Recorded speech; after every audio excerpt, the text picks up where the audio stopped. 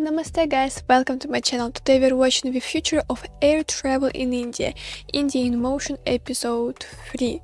I already watched 2 episodes and this is the final one. So give me a thumbs up and let's go.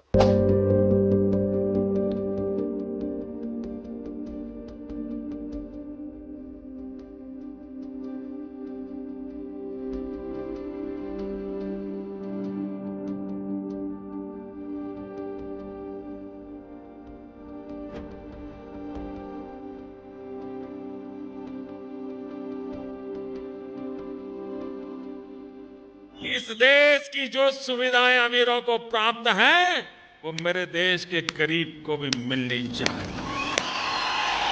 जो सामान्य व्यक्ति हवाई चप्पल पहन करके घूमता है वो मुझे हवाई जहाज में दिखना चाहिए। ये मेरा सपना है।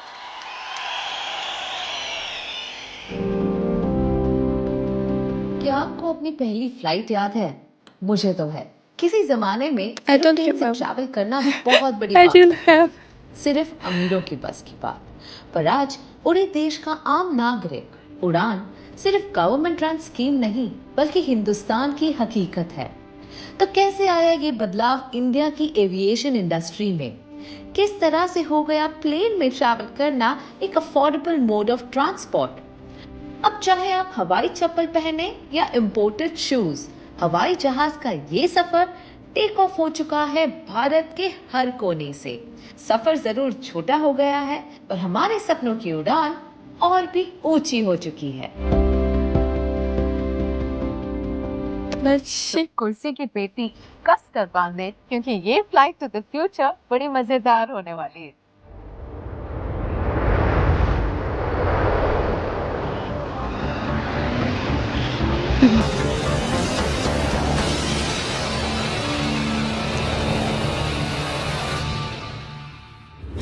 Flight to the future. Aviation Oh, I need sector to में watch इंडिया about हमेशा terminals. से ही उभरता सितारा रहा है। We are one of the fastest growing aviation markets in the world. Independence से लेकर 2014 तक हमारे देश में थे 74 एयरपोर्ट्स, पर पिछले 10 सालों में 83 और नए एयरपोर्ट्स बने हैं, जिससे आज भारत में टोटल 157 एयरपोर्ट्स हो चुके हैं। साथ ही एयर पैसेंजर्स की संख्या 7.6 करोड़ से बढ़कर अब हो गई है 15.2 करोड़। Hello. पिछले 10 सालों में हमारी प्लेन्स की संख्या 400 से बढ़कर अब 757 हो चुकी है। एयर इंडिया और इंडिगो ने 1720 और एयरक्राफ्ट्स का ऑर्डर भी दिया है। और ये सब मुमकिन हुआ प्राइम मिनिस्टर के विजन और उड़ान स्कीम से, मतलब उड़े देश का आम नागरिक।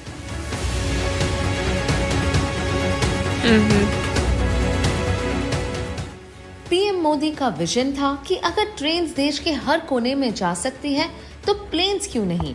और इसीलिए उन्होंने सबसे दूर दराज की सिटीज और टाउन्स को एयर कनेक्टिविटी की सुविधा दी, जिससे वो कई सालों से वंचित रहे हैं। जो सामान्य व्यक्ति हवाई चप्पल पहन करके घूमता है वो मुझे हवाई जहाज में दिखना चाहिए। ये मेरा सपना है। उड़ान स्कीम के तहत कुछ सेक्टर्स की फ्लाइट टिकट्स की प्राइस को स्टैंडर्डाइज किया गया है। कई एयरपोर्ट्स जो सेवा में नहीं थे उन्हें स्टार्ट किया गया।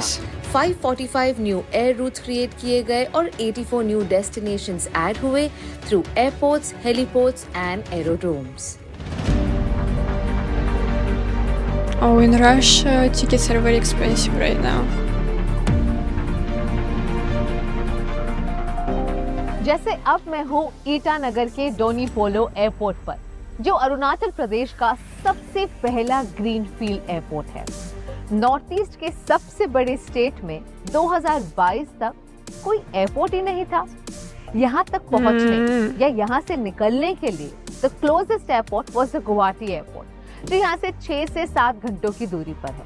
मतलब फ्लाइट लेने के लिए घर से 9 घंटे पहले निकलना पड़ता था, पर अब नहीं।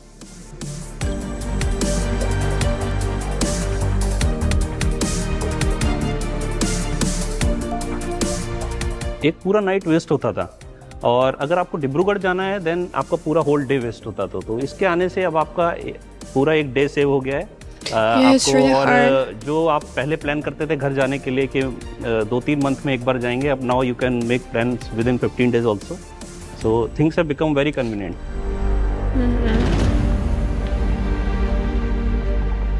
तेजी से बढ़ता एविएशन सेक्टर भारत की ओवरऑल ग्रोथ और एम्प्लॉयमेंट जनरेशन को भी गति दे रही है। जो औरतें पहले घर बैठती थी, अब उन्हें मिला अवसर अपने पैरों पर खड़ा होने का।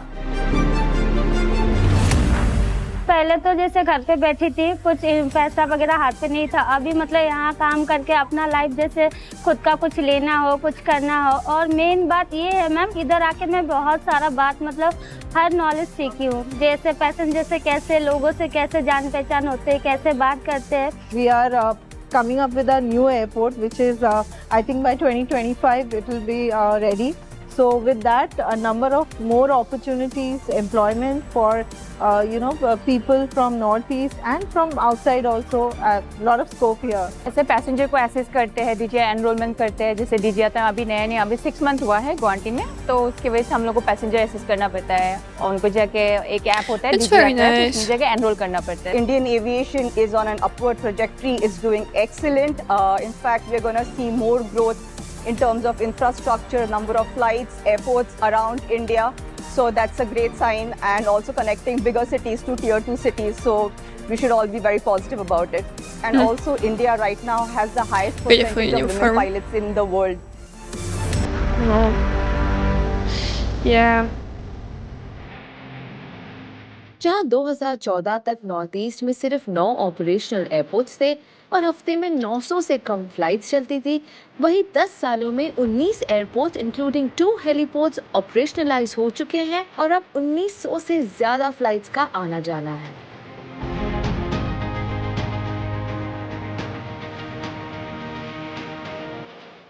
एग्रीकल्चर हमारे देश का मेन सोर्स ऑफ रेवेन्यू है, तो क्यों ना किसानों के लिए आसान, फास्ट और अफोर्डेबल मोड ऑफ ट्रांसपोर्ट हो।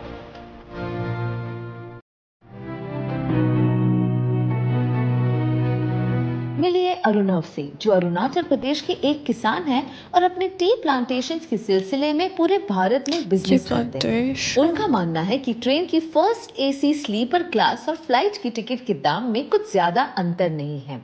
साथ ही इन्हें मिलता है कंफर्ट और अपने डेस्टिनेशन पर जल्द पहुंचने की सुविधा।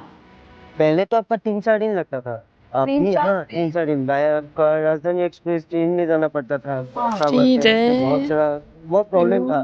लेकिन अभी फ्लाइट हो जाने के बाद काफ़ी आसान हो गया और आपका वही बहुत ही कम समय में हम लोग एक जगह से दूसरी जगह जा सकते हैं और बिजनेस के पर्पज़ के लिए आपका बिजनेस बढ़ा सकते हैं। वाजिब है, इससे ना सिर्फ यहाँ के रहने वालों को सहूलियत और नौकरी मिली, बल्कि नॉर्थ ईस्ट में टूरिस्ट के लिए आना भी बहुत आरामदायक हो गया है।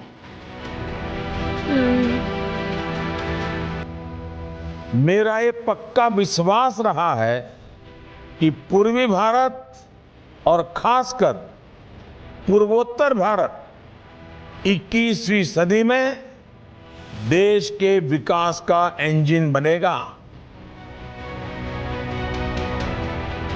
नॉर्थ ईस्ट में कनेक्टिविटी बढ़ने से आसाम के Kaziranga national park has become one of the most visited places in India. उड़ान स्कीम के बाद 2017 में जहां सिर्फ 1.8 लाख टूरिस्ट आते थे, वहां 2021 में वो नंबर बढ़कर हो गया 2.8 लाख टूरिस्ट का। And I am sure this number is constantly increasing. Beautiful. Last so many years there was I like not these a good hotel. places. अभी तो 2 5-स्टार होटल आ गए हैं शिलोंग में। तो यू कैन इमेजिन बिजनेस कितना बड़ा है। टूरिज्म बढ़ने से इस ओवरऑल डेवलपमेंट काफ़ी हुई है। तो government of India is doing a ट्रेमेंडस job. तो आने वाले टाइम में तो मेरे ख्याल से नॉर्थ ईस्ट और मे बी नॉर्थ या साउथ से कोई डिफरेंस नहीं रहेगा। ठीक इसी तरह 2020 में लॉन्च हुआ बिहार का दरभंगा एयरपोर्ट इंडिया के ईस्टर्न रीजन्स का one of the busiest airports बनकर उभरा है।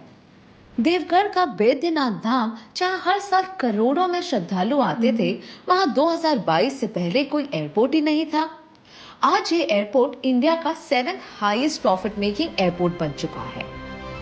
इसी तरह महाराष्ट्र का शिरडी एयरपोर्ट, सिंधुदुर्ग एयरपोर्ट, कर्नाटका का कालाबुरागी एयरपोर्ट, शिवमोगा एयरपोर्ट, केरला का कन्नूर एयरपोर्ट, आंध्र प्रदेश के कुर्नूल एयरपोर्ट ने इन एरियाज की कनेक्टिविटी और टूरिज्म सेक्टर को जबरदस्त बूस्ट किया है। उड़ान की वजह से खजुराहो, अमृतसर, अजमेर जैसी एरियाज भी अब मेजर टूरिस्ट डेस्टिनेशंस बन के उभरे हैं। Yeah, tourism is a good source of money. Ayodhya देश के 7 पवित्र स्थानों में से एक है और नए राम What, मंदिर से Ayodhya? एक इम्पोर्टेंट रिलीजियस टूरिज्म स्पॉट तो है ही, बल्कि एक सिग्निफिकेंट इकोनॉमिक कॉरिडोर भी। कुछ महीनों पहले तक अयोध्या पहुंचने के लिए आपको लखनऊ तक फ्लाइट और उसके बाद 3 घंटे का सफर तय करना पड़ता था, या एक लंबी सी ट्रेन जर्नी। पर अब नहीं, आप अब अयोध्या कुछ ही घंटों में पहुंच सकते हैं, देश या विदेश के हर कोने से। ये है महर्षि वाल्मीकि इंटरनेशनल एयरपोर्ट इन अयोध्या। Very elegant.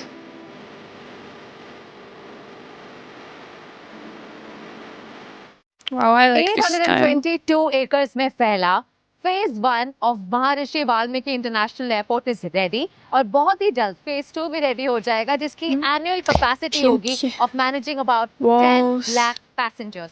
और सिर्फ ये ही नहीं, इतने सारे पैसेंजर्स को हैंडल करने के लिए there is gonna be so many employment opportunities. Ayodhya के लोकल्स को यहाँ पर जॉब्स मिलेगी, रिस्पेक्टेबल जॉब्स मिलेगी और उनके ट्रैवलिंग के लिए कंफर्ट।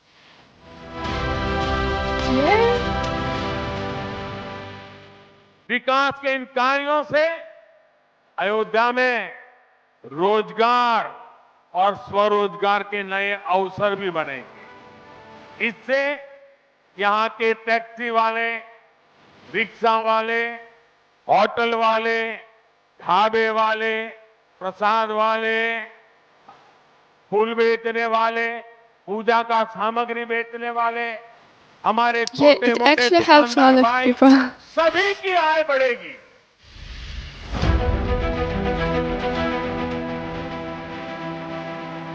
कम से कम 20,000 लोगों को वर्क मिलेगा, जिनको अब अपनी सिटी छोड़ के जाके बाहर जॉब करने की ज़रूरत नहीं है। यहाँ के लोगों के जीवन का स्तर जो निम्न था वो कहीं ना कहीं उच्च की तरफ जा रहा है, क्योंकि बहुत ज़्यादा इनकम बढ़ रही है लोग, और डेफिनेटली इनकम बढ़ेगी तो लाइफ स्टाइल तो चेंज होगी, तो वो कहीं ना कहीं बहुत प्लस पॉइंट है। और टूरिस्ट के आने से इनकम तो डबल होती ही होती है।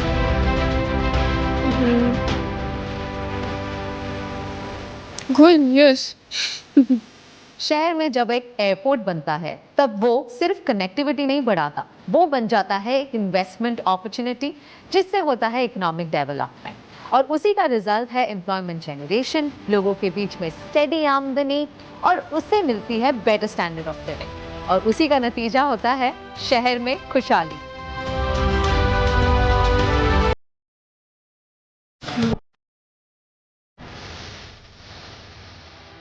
Night views जहाँ are so एक तरफ छोटे शहरों को मिल रही है एयर कनेक्टिविटी, वहाँ मेट्रो सिटीज के एयरपोर्ट को भी वर्ल्ड क्लास लेवल पर अपग्रेड किया जा रहा है।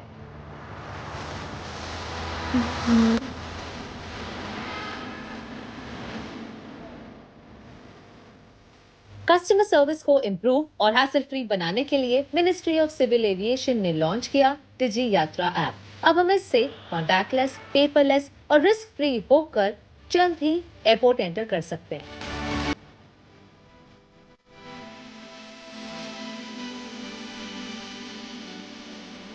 As you can see, perpetually running late all the time. So for me, Digi Yatra has been a godsend. Fast track तो होता ही है और एक वीआईपी की फीलिंग आती है कि you are split apart. And सबसे अच्छा फायदा मुझे लग रहा है कि इसमें ना मेरी सारी रिकॉर्डिंग हो जाती है। Travel very frequent traveller soul, you can call me and I have a full record where I have gone, where I have not gone. Digi Yatra से तुम 20 मिनट बचा लेते हो, यू गेटिंग क्विकली। आप तो सिक्योरिटी में वहाँ पे which is a special app, right? Aadhaar card वगैरह कैरी नहीं करना पड़ता, it's so much easier.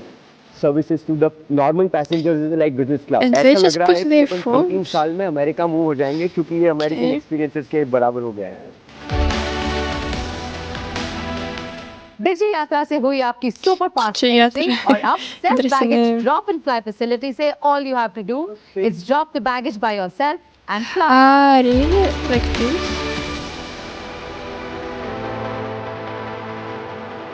Oh, that's interesting.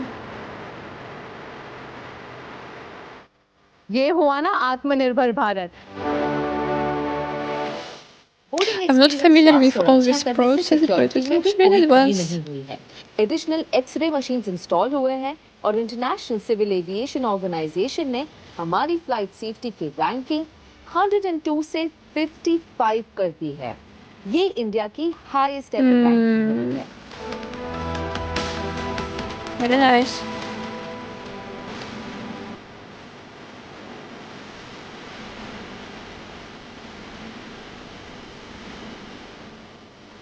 Domestic travel तो बढ़ ही रहा है, बट इंक्रीज कनेक्टिविटी से कई सारे इंटरनेशनल ट्रैवलर्स अब इंडिया में आ रहे हैं और हम भी बाहर ट्रैवल कर पा रहे हैं.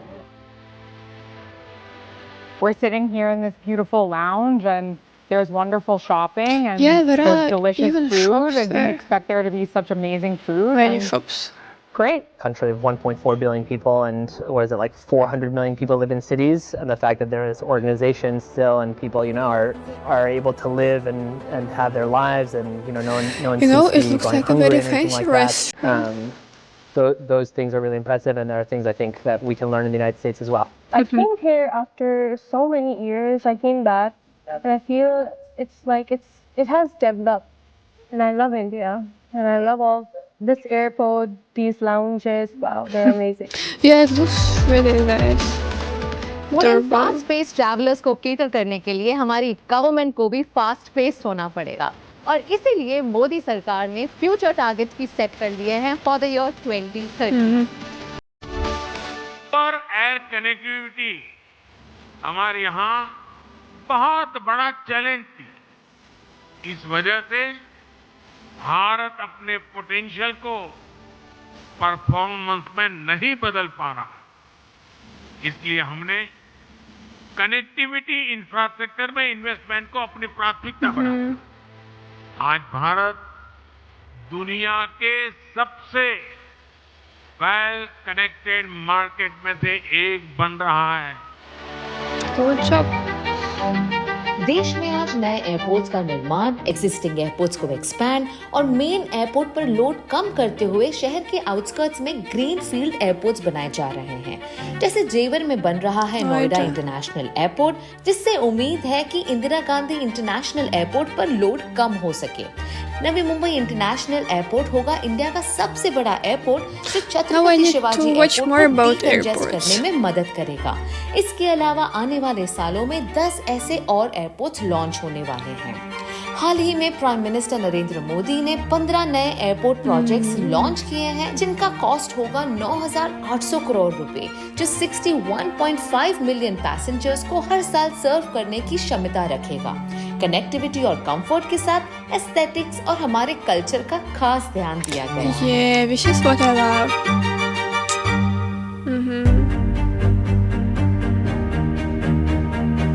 बेंगलुरु का केम्पागौड़ा टर्मिनल 2 बिल्डिंग इतना खूबसूरत है कि यूनेस्को ने इस एयरपोर्ट को वर्ल्ड के सबसे खूबसूरत एयरपोर्ट्स में से एक अनाउंस किया है. यहाँ आपको दिखेंगे लैंडस्केप गार्डन्स, वाटर बॉडीज और green spaces through out the terminal. साथ ही south Indian traditional architecture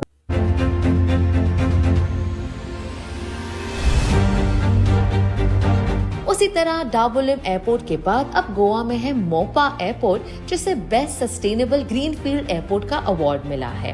PM Modi के सस्टेनेबल और इको फ्रेंडली डेवलपमेंट के विजन का सबसे बड़ा जीता जागता उदाहरण है कोची इंटरनेशनल एयरपोर्ट, जो वर्ल्ड का first solar powered green airport है. Another architectural marvel is the new terminal of Port Blair Airport, जो एक शेल के शेप में है और अंडमान और निकोबार आइलैंड्स की नेचुरल ब्यूटी को रिफ्लेक्ट करता है. Beautiful. Yeah, but I like With the growth this and airport speed you've with got, which the you know. aviation industry is going, एक Looks बात तो incredible. निश्चित है, इंडिया बदल रहा है और बहुत तेजी से बदल रहा है.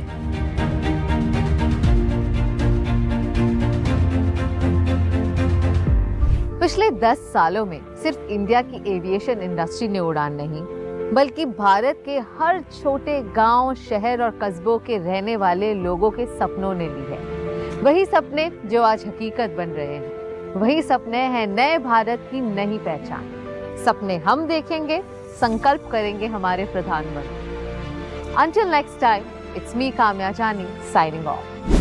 You know what? I loved so much India in Motion series because they're so well shooted and also have good narration, and it's really just pleasure to watch this channel, Curly Tales.